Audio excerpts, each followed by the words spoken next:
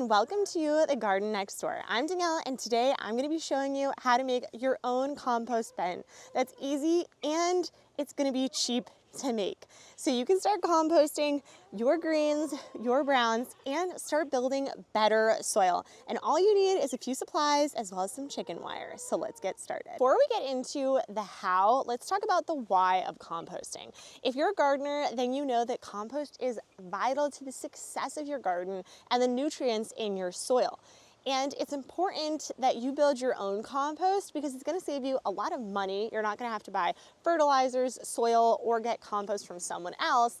It's going to help you reduce your own waste because whatever you're doing in the kitchen when you're cooking or when you're in the garden and you have different clippings or excess when you're doing fall cleanup especially, you can take a lot of those greens and put them into your compost. And we'll talk a little bit about greens and browns and what that actually means in a bit. But the most important thing to remember is composting doesn't have to be complex or expensive. You can make it complex and expensive, but it can also be simple and cost effective. So we'll talk about how to do that today. And it's really gonna come down to the ingredients and some of the time and effort that you put into it. But it's really not gonna be that much. A lot of it's just gonna be time. Now, there are a few different ways that you can be composting, and some of them can be quite expensive. Now, there's a lot of different ways that you can be composting. I always suggest that composting starts in your kitchen, where you just get a small compost bin, or you're using bowls that you can then take out every single day. Either one really works. We had a really nice tabletop one that has a filter on top. You can really stuff it and it doesn't make the kitchen smell, so I'll link that one down below. But as you start to get to the actual composting step where you're gonna go outside and compost those materials, the price ranges can get really, really high. So you can do something where you have a compost tumbler system and that can cost over $100 or more. And some of those can be quite small. There is the way you can build your own, just building it out of wood. And again, depending on the wood type that you're gonna be using, the price can go up and up. We were looking at building our own 3-tiered system, and we thought about doing it with pallets, but if you think about that, a lot of pallets are going to be treated with chemicals, or they could be carrying chemicals. So you want to be really cautious on what pallets you're actually using and that they are approved and don't have anything kind of funky in them that could be leaching into the soil that's going to go in your garden that will then go into your food. Another system that you can think about is something where the loom, I think it's called that, correct me if I'm wrong, I'll put it up here, but this is actually a system that goes in your kitchen and it continues to turn it into dirt. Really cool system. I think if you live in the city and you're doing a small type of gardening and you don't care about the cost, this can be a really great system for you and it looks really nice. But if you want something that's more lower cost and a cheaper alternative that's going to do literally the same thing, then this chicken wire alternative is going to be just what you're looking for. So I'm going to grab some and I'll be right back. Okay, I just got my supplies. So what you really need is your chicken wire, and why chicken wire is so great is, first off, it is pretty cost effective, and if you are a homesteader, you most likely have some extra laying around. This is one that we had laying around from another project that we did. So I'm just gonna be utilizing this, but it's really nice, lightweight. And what's great is the wiring on the inside is enough space that it's going to let air pass through. And it's really important that when you're creating compost that you're allowing enough air to really come in. And then all you really need are some wire cutters. You can also, when you purchase your chicken wire, you can have them just cut it into a 10-foot length. And then you can do, usually that's going to get you around a 3-foot diameter chicken wire section. I just have a really large circle one. I will also include a link. You can order these online, chicken wire, and you can cut them yourself. So you can also just order that. So I'm going to make my own here, split out, and then you can kind of make it the diameter that you want. So we'll do, you know, I think that's going to be good. So now the tricky part is cutting the wire. So I have my fun wire cutters here. And What I have heard is some people will, when they are making this, you can add something to the top, or you can get a coated wire. As long as it doesn't have anything that could be leaching toxins into your compost, that's going to be really key. But I know wire can hurt a little, you know, if you get it in the wrong spot. My next essential item for this build is going to be sun-proof zip ties. Now, you can't just get any old zip tie because you'll notice it will just basically disintegrate in the sun. So you really want to get a sun-specific zip tie. And we're going to shape this. Oh, it's really going to hurt. You probably want gloves, as I do this without them. And we will just secure, I'm going to do, okay. We'll secure our edges here. We use zip ties all around the homestead. I think that they're really great. So as long as you get ones that are susceptible to the sun, I think it's awesome because they're just really easy to work with. You can cut them off if you don't need them, and they don't necessarily hurt, and they're just really flexible and easy to work with. So I'm gonna just add probably about 3 or 4 zip ties here. Doesn't need to be crazy, you don't need to do it like every inch. We'll just do a few. Now that I've created my wire framing, and it really is as easy as some chicken wire and some zip ties, it's probably gonna cost you around $25 total for the whole setup. Then we can pick a spot. I like to have my compost in a nice sunny spot that's also close to a water source like a hose, so you can be watering your compost, and this is just gonna help in making the process go a little bit faster. Now, I went ahead and set up a post on one side here, and this is really just to prevent this from blowing around.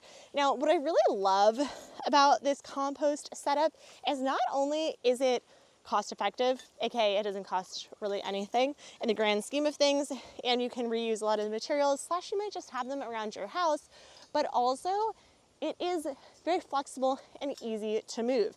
As you saw, it is very, very light, so I can easily pick this up on my own. And if you don't like the placement after a little while, you could always move it, use the compost underneath, or move everything around, and you will be essentially just moving around your compost. Okay. Not that hard. It honestly took me just a couple of minutes to create my wire fencing, put on the zip ties, and then put it into a location that I want. Now let's talk about how we're gonna fill it. And this is gonna be with 2 different things. There's really 2 components to any good compost, and that is, of course, your greens. So this is gonna be things like kitchen scraps, grass clippings, coffee grounds, manure, fresh leaves that may have fallen off of a plant. And then you have things like your browns. These can be things like dried up leaves, straw, wood chips, decaying pieces of wood or logs, paper, cardboard. When you think about cardboard, we want to think about brown cardboard with the least amount of ink and no tape or labels on it.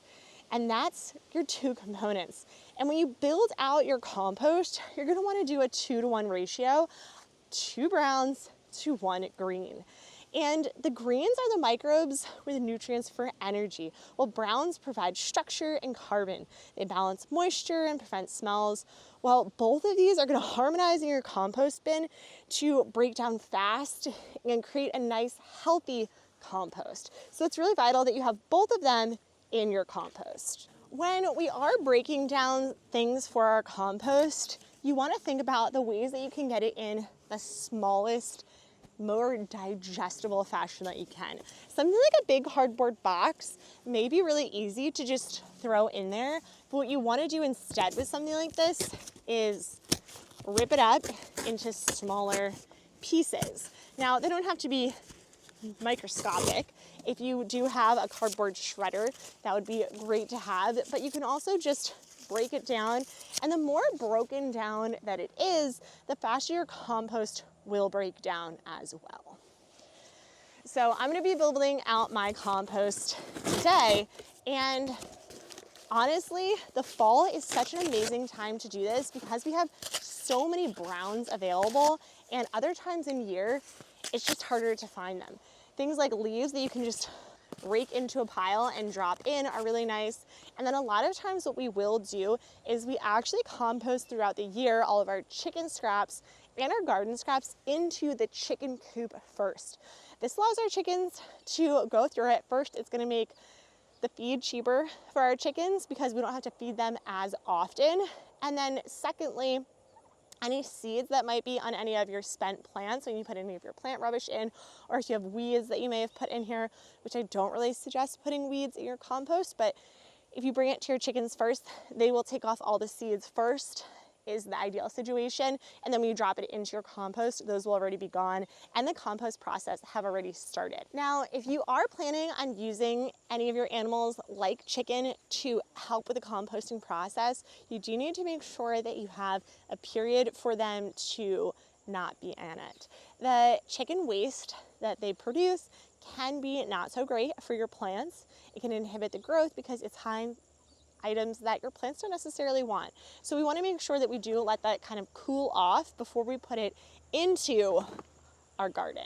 Anywhere from 6 months. So right now it's about fall period. I'm going to start the garden in the spring. So at this time period right here, all that should dry, cool off so I can put that into the garden. Now let's break down how to maintain your compost, because you're going to need to do some work in order to make sure that your compost is ready for you when you need it. First off, we want to make sure that our compost is wet but not soggy. That's why I like to keep it by the hose so that we can hose it off, but you want to make sure that there's still areas for it to drain through and you're not creating too compact of a scenario. That's why it's really important that you mix your browns and your greens so that there is enough space in there. If you have something like fresh grass clippings, which is amazing to compost, but it can kind of squish down and create no air, and you really need air in your compost in order for it to turn into the soil that you want. So you can just add some things like mulch in order to create some aeration within your compost.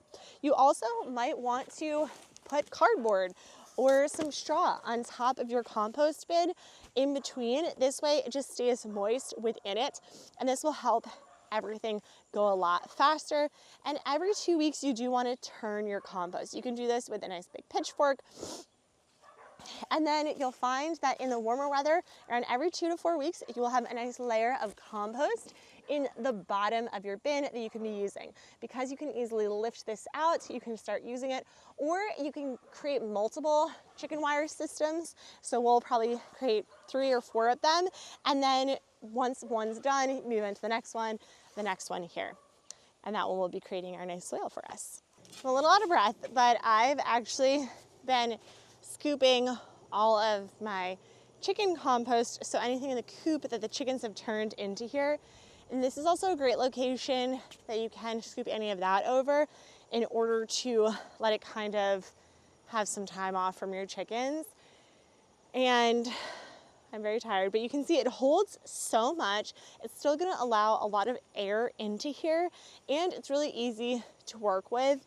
I obviously don't have to worry about anything to open every single time. I just come in here, and then when it's ready, you don't have to worry about pulling anything out because you could just lift this up and all your dirt will be here. You can put it into your wheelbarrow and bring it into your garden. So really, really easy to work with. All in all, I love this system. I think it's a really great cost-effective way to start composting. You no longer have an excuse saying it's too much money, and it's really flexible, easy to use, and it's gonna turn your compost into gardening gold.